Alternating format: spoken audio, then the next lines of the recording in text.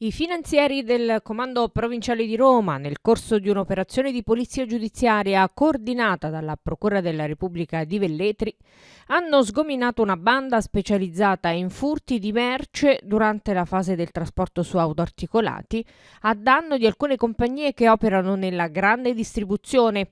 Si tratta prevalentemente di articoli per la casa ed elettrodomestici, trafugati nei rimorchi di grossi tir.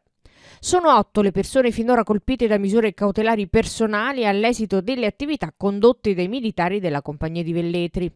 Numerosi colpi messi a segno dalla banda tra il mese di gennaio e quello di aprile 2023, per un valore complessivo della merce rubata stimato ad oltre 1 milione di euro.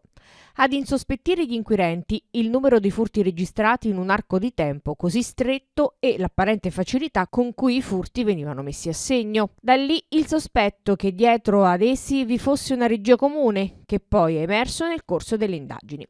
In particolare è stato riscontrato che i componenti della banda si sarebbero accordati con alcuni autotrasportatori ai quali avrebbero indicato il luogo dell'incontro, orari e modalità di esecuzione del furto, il tutto in cambio di un compenso in denaro.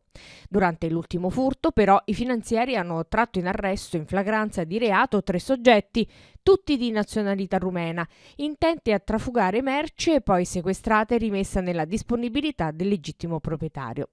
Gli arresti eseguiti sono stati poi convalidati dal GIP del Tribunale Ordinario di Velletri, che ha emesso un'ulteriore ordinanza di applicazione di 4 misure cautelari degli arresti domiciliari ed un obbligo di dimora nei confronti dei soggetti coinvolti.